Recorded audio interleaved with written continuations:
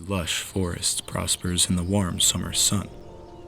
Within it, strange hominins live. They walk upright but are able to climb proficiently. They are small, their skull is primitive, and they resemble some of our earliest ancestors. Despite this, they lived alongside our own species. The discovery of Homo Naledi is a testament to the diversity of our genus and a reminder of how complex human evolution can be. So without further ado, I present to you the 7th installment of the Ancient Humans series. On September 13th, 2013, two cavers were exploring the Rising Star cave system in South Africa. This cave was very popular in the area, and many amateur cavers actually train in it.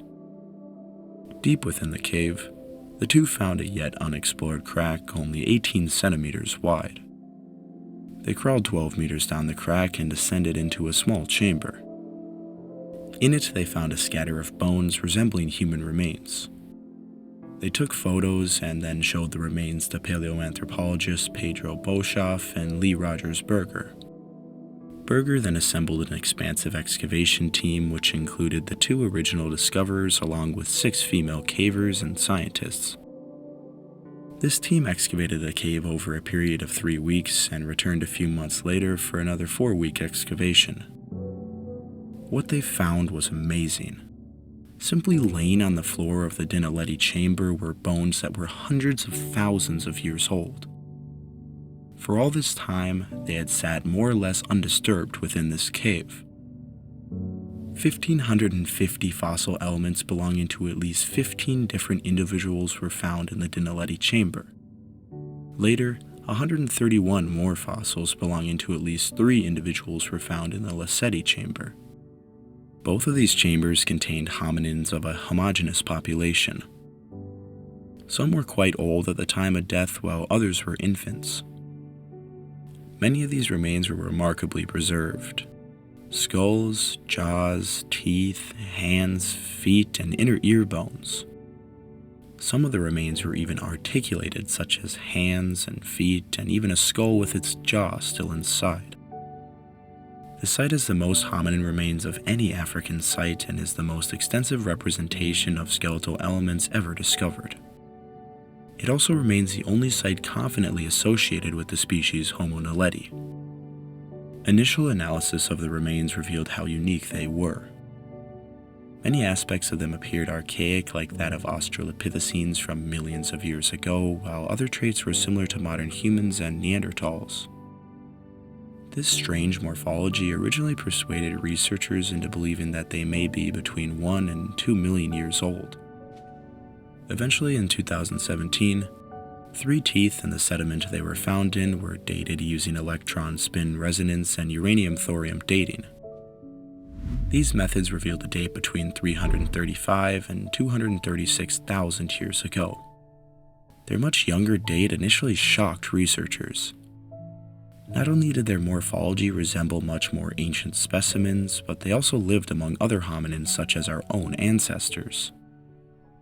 To understand their place in human evolution, we must first examine their strange anatomy.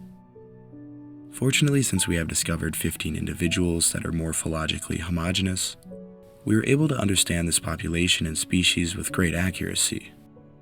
First, let's discuss the Skull of Naletti. The morphology of the cranium, mandible, and dentition is consistent with the genus Homo, though the brain size is more similar to that of Australopithecines. Between the 5 skulls discovered, their brain size measures between 460 and 610 cubic centimeters. The mean brain size for this population was 513 cubic centimeters. This is lower than the mean average of Homo habilis, Homo erectus, and Homo rudolfensis. These 3 species are all around 2 million years old. It is also interesting to note that their brains were larger than all Australopithecine specimens and Homo floresiensis. In fact, the mean brain size of Homo Naledi is nearly 100 cubic centimeters more than Homo floresiensis specimen LB1. Despite this, Garvin et al. 2017 calculated that both of these specimens' encephalization quotient was estimated to be 3.75. Encephalization quotient is a relative brain size measure that compares brain mass to overall size. It is a more refined metric than simply brain to body mass ratio, since it also includes other aspects of anatomy. Homo naledi has an encephalization quotient slightly less than that of both Australopithecus africanus and Sediba, but more than Afarensis. Homo habilis had a considerably larger quotient than Naledi, while Erectus and late Pleistocene hominins' quote of 6.0 nearly doubled that of Naledi. Though it is important to note that Homo erectus georgicus had an encephalization quotient of 3.55. Naledi, Georgicus, and Floresiensis all do not fit the trend of increased body and brain size that other hominins followed. However, encephalization quotients do not tell us even close to the full picture about the intelligence of these hominins. The organization of the brain is just as, or often more important than the size. Using three-dimensional endocasts of the brain, we can identify specific features that provide us with functional interpretations. Endocasts have shown that Homo naledi had a brain that shared a similar frontal lobe organization to later members of our genus. The frontal lobe is often associated with tool use, language, and social behavior. This suggests that though Naledi's encephalization quotient was slightly lower than some Australopithecines, they still may have been slightly more cognitively advanced. This is not necessarily surprising considering their late survival. The persistence of a relatively small-brained hominin well into the Middle Pleistocene has changed the way we look at the importance of a large brain. And this brings us to an interesting question regarding their brain size. Did they retain a small brain from early Pleistocene ancestors, or did their brains secondarily reduce? Holloway et al. 2018 found that the derived aspects of their cranial morphology were likely already present from the last common ancestor of the genus, and found no evidence suggesting that their brains had reduced in size. It is still possible that this was the case, but a lack of evidence currently prevents us from answering this question. If their brains simply remained small throughout the lower and middle Pleistocene, we should be careful not to see this as an evolutionary stasis. Or in other words, we shouldn't see it as a lack of evolution. They survived while many other larger brain species had vanished. Evolution does not simply create the smartest or strongest creatures. Actually, a large brain size is extremely rare in nature because they are extremely costly organs. Our brains burn around 20% of our daily calorie intake, which is over twice as much as a chimpanzee. This is a very significant factor when considering that food was not always very plentiful for many hominins. Homo naledi simply did not have the evolutionary pressures to develop a larger brain and was able to survive for hundreds of thousands of years this way. Another aspect of its morphology that changes our understanding of hominin evolution is its dentition. The incisors of Naledi overlap in the range with some Australopithecine specimens, but the canines and postcanines are notably smaller. Overall, the dentition of Naledi is much smaller than we would expect from a hominin with such a small brain. Typically in hominin evolution, more ancient hominins had smaller craniums and larger mandibles. The increase in brain size is often correlated with a decrease in mandible size. Though Naledi has a small cranium and a relatively small mandible and dentition. This differs from just about every other known hominin. Another peculiar aspect of their dentition is that their permanent second molar erupted comparatively late in life. Both of these traits are unlike any other fossil hominins except modern humans. The molars were also quite small in crown morphology and lacked many derived features shared with other Middle Pleistocene hominins. The diet of these hominins will be discussed later on in the video. The overall shape of Naledi's skull is near the range of variation found in the species Homo erectus, particularly similar to small African representatives and the Dmanisi hominins. However, many of their similarities may come down to sharing a small cranium size. Erectus and Naledi both have low skulls with a protruding occipital bun. They had a protruding jaw and a substantial brow. Overall, their skull was less robust compared to other hominins, though some aspects of their face resemble Homo rudolfensis and Homo habilis. Currently, none of the published specimens preserve a complete mid-face. Even still, a fairly good picture of what Naledi would have looked like in life is gradually being reconstructed. The postcranial remains of Homo Naledi are equally as strange as their skulls. They show a mosaic of traits unlike any other hominin that has been discovered. On average, they stood around 143 centimeters or 4 feet 9 inches tall. They were also quite light at an average of 37.4 kilograms or 88 pounds. They were heavier than Australopithecus africanus, Sediba, and both Homo habilis and floresiensis, though Australopithecus afarensis and the majority of early and later Homo outweighed them. Overall, their body size was quite small compared to Middle Pleistocene hominins. Another aspect about their size is their sexual dimorphism. Sexual dimorphism is the difference between the sexes. In hominins, this typically means males are larger and more robust than females. In early hominids such as Australopithecines, males were often 50% larger than females. The increase in hominin brain size is often correlated with decreased sexual dimorphism. Homo erectus and most Middle Pleistocene males in general were about 20% bigger than females.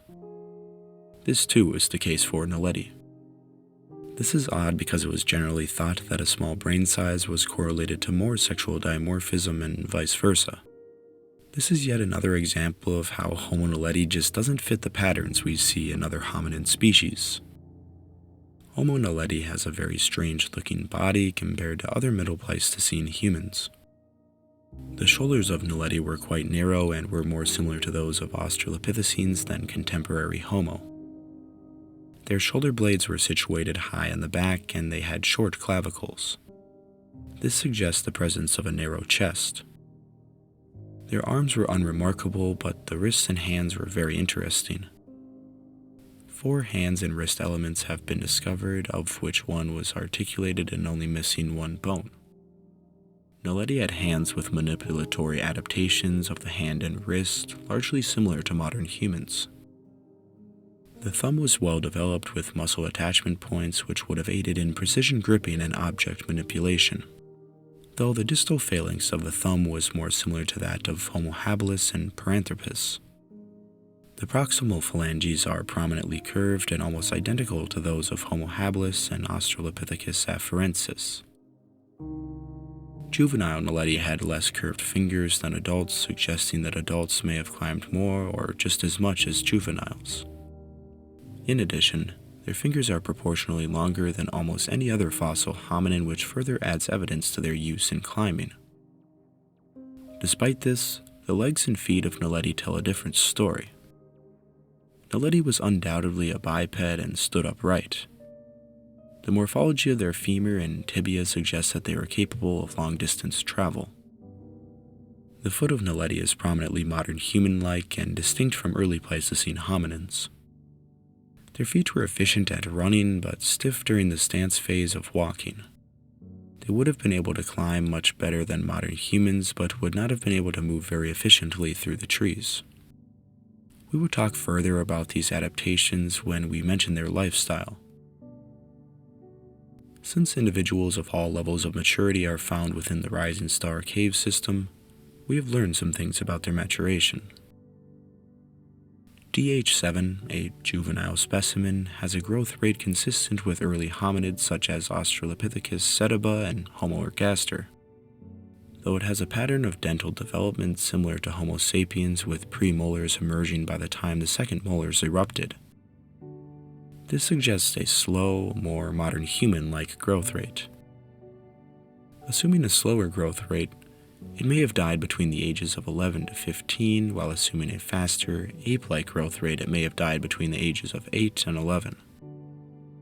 Though it remains unknown if Naledi had a modern human-like growth rate, the possibility adds another layer of mystery to these long-lost hominins. Overall, Naledi would have looked very strange to us if it were alive in the modern day. Many aspects of their morphology may appear more ape than human. They were small-bodied, small-brained, and did not have the typical hominin body plan. Despite this, they were in our genus, but their relation to other species has remained enigmatic. One of the hardest questions to answer regarding Homo naledi is its place within human evolution. Its strange combination of traits originally led some to suggest that it should not even be classified within our genus. However, multiple studies have come to the conclusion that it does indeed belong to our genus. Berger et al. 2015 describes many aspects of its morphology to support its classification as a unique species. Most regions of the skeleton share derived features of Homo, including locomotion, mastication, and manipulation. They have long lower limbs, strong gluteus maximus insertions, and human-like ankles and feet. Their wrists, thumbs, and palms are also suited for object manipulation, unlike Australopithecines. Their skulls are similar to other hominins despite their small size. The shoulder, chest, and rib cage of Naledi are all quite primitive but do not preclude an affiliation with Homo. The presence of some features but lack of many derived features of Homo suggests that this species may be rooted within the initial origin and diversification of our genus. Neves et al. 2017 found that Homo naledi has marked dentocranial similarity with Homo habilis and with Australopithecus sediba, and found no clear association between Naledi and erectus. Based on their results, they interpreted Naledi as a South African variety of Homo habilis. They do not find any reason to classify the Dinaledi remains as a new species of Homo. Irish et al. 2018, on the other hand, found that the highly uniform pattern of crown and root morphology in all specimens of Naledi are substantially different than other hominins and indicative of a distinct species. Schroeder et al. 2016 pointed out how similar the cranium of Homo naledi is to small-brained erectus, such as small African representatives and the Dmanisi hominins. However, they note that the mandible is much different than any other known Homo erectus specimen. The already variable species of Homo erectus would have to become considerably more variable to accommodate Naledi. Overall, most agree that Naledi branched off from contemporary Homo early on. The unresolved question is when. They may have branched off around the time of Homo habilis, Homo rudolfensis, and Australopithecus sediba. They also could be a sister taxon to Erectus or even the descendants of Heidelbergensis.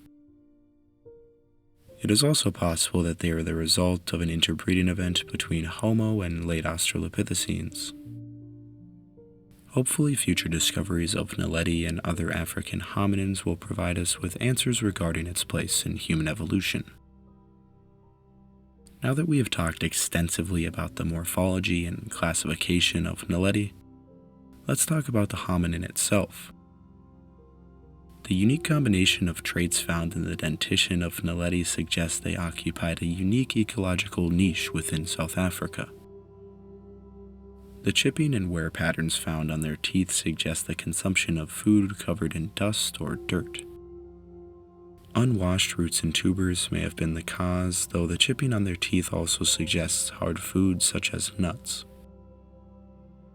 It is also possible that an environmental shift towards aridity led to an increased dust or dirt consumption. Whatever the cause, their teeth were obviously very wear-resistant. They may have been processing their food with tools, but this remains unknown.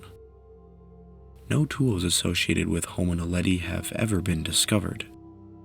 They would have been anatomically capable of producing early or Middle Stone Age tools because they had the adaptations in their hands to do so.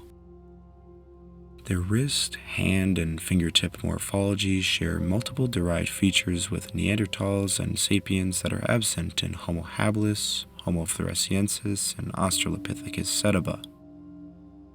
If these adaptations evolved to aid in the creation of stone tools in sapiens and Neanderthals, then it is reasonable to conclude that Homo naledi was thoroughly competent in creating and using stone tools. Dusseldorp and Lombard 2021 suggested, based on their analysis, that tool use was probably not an essential part of Naledi's niche. Tools may have occasionally provided caloric benefits, but were not a major structural part of their life, unlike other species. Homo naledi is the only identified hominin species to have existed during the early Middle Stone Age of the High Veld region of South Africa.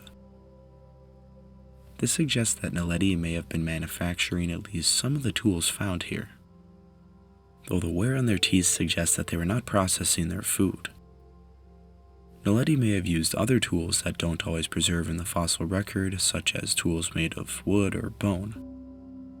All living great apes make tools, and they certainly would have used them in one form or another. It is unlikely they used spears or javelins, as their dental wear does not suggest the consumption of large amounts of meat. Wooden tools such as digging sticks may have been used to dig up roots and storage organs, though we can only speculate. It is also possible that Naledi did not use any tools at all. Since it is thought the Naledi lineage split off around the time of Habilis or Erectus, its ancestors almost certainly did make early Stone Age tools. It is an intriguing idea to think that these hominins may have abandoned technology somewhere along the way. If this is true, we shouldn't see this as some kind of de-evolution of technology, but rather an example that evolution does not necessarily favor the more complex or advanced. These hominins were likely able to survive perfectly fine without wasting the time looking for rocks to nap or spears to sharpen. Though Naledi likely did use simple tools, I find it amazing that they did not rely on this technology like other hominins of the era did. Just another example of how unique these hominins were. The only remains yet identified as Homo naledi come from the Rising Star cave system, which is located deep within the interior of South Africa. They at least ranged within the High Veld region, but may have lived all over South Africa. It is even possible that they ranged throughout Central Africa, and some fossils traditionally classified as Erectus may actually represent Naledi. Naledi existed in a mosaic environment of grassland and forest environments with many rocky outcrops and caves. They likely stayed away from open grasslands that our species favored. Their environment would have allowed them shelter and a diverse array of plants, insects, and small animals. Despite some of their adaptations, they would have spent the vast majority of their time on the ground. Climbing likely would have been reserved for escaping predators or accessing food resources. So far, no Naledi specimens have evidence of attacks by predators. But since Naledi were small-bodied and likely lacked tools for defense, predators may have been a constant threat. Their ability to climb trees would have been a very useful defense, although predators such as big cats can climb with ease. The fossil record shows that large carnivores were less common in this region compared to others in South Africa. It is thought that the carnivores preferred the Blauwbank River to the south, which would have offered better hunting grounds. Their world would have certainly been a very challenging place, and there is no doubt they fell victim to predators, starvation, and other environmental factors. From all of our remains of Naledi, very few show evidence of poor health. Young Naledi specimens with dental defects were likely caused by seasonal stressors. Extreme summers and winters causing food scarcity was likely the cause. Their environment could get quite cold and even occasionally drop below freezing. Colder than average winters would have made life hard for young individuals and increased their susceptibility to respiratory diseases. Still, this isn't very uncommon in the hominin fossil record. One adult mandible from the Dinaledi Chamber has a bony lesion, likely a benign tumor. The tumor may have caused the individual a considerable amount of discomfort, but is not likely to have led to its death. By far the most fascinating aspect of Homo naledi was the place in which they were found. It is not odd to find hominid remains within a cave, but the depth and difficulty of reaching the Lesedi and Dinaledi chambers has raised many questions regarding how these individuals got down there. From the main entrance, it takes modern cavers around 40 minutes to reach the Dinaledi Chamber with caving equipment, maps, and lights. The cave is full of small passages that would still be difficult for the small-bodied Naledi. It is hard to imagine that these hominins, likely lacking any light source, could get to the Dinaledi Chamber, but of course they did many times. The bodies in the Dinaledi Chamber were not deposited all at the same time, and to get to the Lesedi Chamber requires taking a much different path. Multiple hypotheses have been proposed regarding how these bodies ended up here. Dirks et al. 2015 concluded that the bodies must have been deliberately carried into the chamber and deposited. They found no evidence of trauma due to being dropped nor predation. The entrance to the Dinaledi Chamber is too small for large predators to enter. The lack of any other animal remains besides some rodents and no evidence of modification indicates that the remains had been left undisturbed. No hidden shafts or entrances were found entering the chamber besides its only entrance. They found no evidence that the cave has ever been flooded or collapsed. The authors did say it's possible the bodies were dropped down the chamber's entrance where soft mud could have cushioned their fall. The lack of evidence of hominins actually living in the cave and difficulties with navigating in the dark suggests that the bodies were deliberately brought inside, not relating to habitation. The exceptional preservation of the bones is indicative of being brought into the cave before decomposition. Regardless if they are dropped down into the Dinaledi Chamber or carried down, the individuals who carried them would have needed artificial light to navigate the twists and turns of the cave, which in itself would suggest they had the ability to expertly control fire. The possibility that the morphologically primitive Homo Naledi deliberately buried their dead would vastly change our view of hominin behavioral complexity. The authors also admit that our species, Homo sapiens, could have carried deceased Naledi into the chamber, though this seems unlikely and even harder to prove. The idea of deliberate burial is an attractive idea, but is not without criticism. Val 2016 found that the excellent preservation of the specimens could have been due to natural mummification rather than actual burial. She believes that there is not sufficient evidence to discount flooding or other natural forces.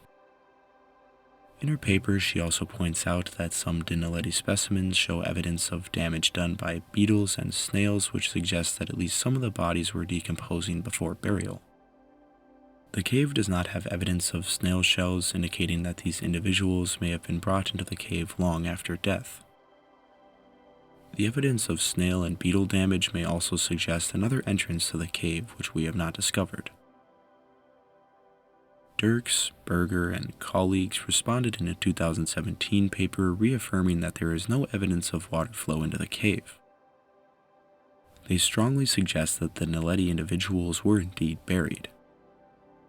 They also once again suggest that modern humans may have buried them, and this is certainly within our ancestors' capabilities.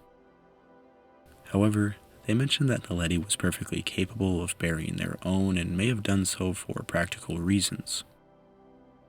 Burying dead away from settlement prevents attracting scavengers, reduces spreading disease, and lastly may have been due to strong social bonding and grieving behaviors.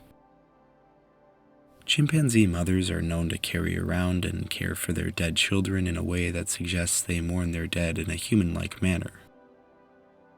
Homo Naledi was certainly capable of such behavior, and this may have caused them to venture deep within a cave to lay their dead to rest. Elliott et al. 2018 agreed with many of the statements and criticisms from Val 2016 and also stated that the Dinaledi specimens were deposited in a way similar to cave-dwelling baboons. Another piece to the puzzle would be the demographic of the individuals found in the cave. Individuals of every age group are represented in the Rising Star Cave. This could be seen as evidence against the idea of burial. Seemingly perfectly healthy, mature individuals do not align with the idea of burial. However, it is possible they died for reasons that would not be evident from their skeletons. The presence of juveniles and older individuals is more indicative of burial. The demographic of individuals is not strong evidence for either hypothesis, but it is still something to consider. All of the Naledi remains discovered so far date between 335 and 236,000 years ago. It is possible they survived long after this date, though no evidence is currently available. The time frame for which they lived is the same in which the first early modern humans appeared in Africa. The range of early modern humans and Homo Naledi populations almost certainly overlapped.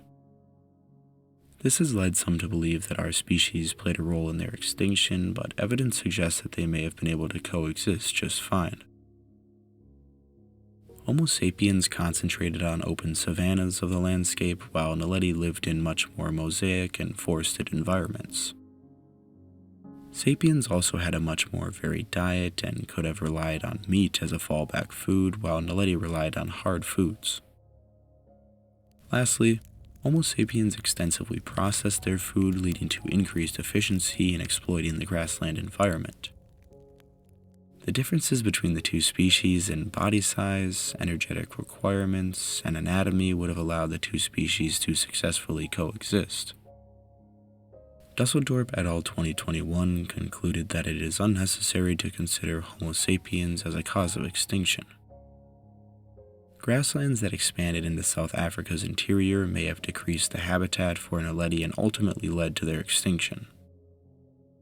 Since our remains currently only come from one cave, it is possible their population was small and their low dental variation suggests low genetic diversity. In that case, their disappearance would seem almost inevitable considering how vastly the world would change throughout the Middle and especially late Pleistocene. Homo naledi is undoubtedly one of the most mysterious fossil hominins known to date. Despite our remains being so complete and excellently preserved, we may be left with more questions than answers. Their vast differences from the other members of our genus is a testament to how evolution is not linear. The typical depiction of human evolution in pop culture is very far from reality. There were many different lineages that were not our own ancestors alive relatively recently. It is also amazing to think that our species coexisted with the strange hominins. We can only imagine what our ancestors' perception of these people were. Today, our closest relatives are around 6 to 7 million years separated from us. It is normal to get an uncanny feeling when observing chimps, but imagine a hominin that is quite distant but still undeniably human. This statement is one that can be made about any hominin in our family, but I find Naledi to be one of the best examples. It would certainly be compelling.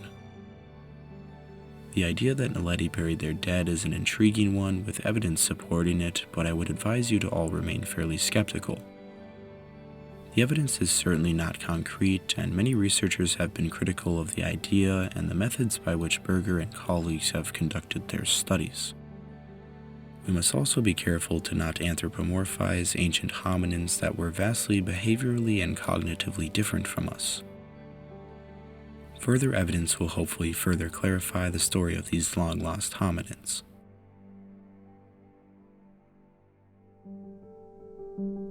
I hope you all enjoyed my most well-researched video on a hominin to date. I went much more in depth with my research in this one. A special thanks goes out to Rudolph Wilkins at the University of Arkansas, who helped me out in collecting resources and editing this presentation. I believe I presented the information as accurately as possible, but if any errors were made, please let me know in the comment section below. Otherwise, leave a comment about your thoughts about Naledi and where they fit into the evolution of our genus. A like and subscribe would also be appreciated. This has been your host, Northo2, and I'll see you on the next one. Arrivederci.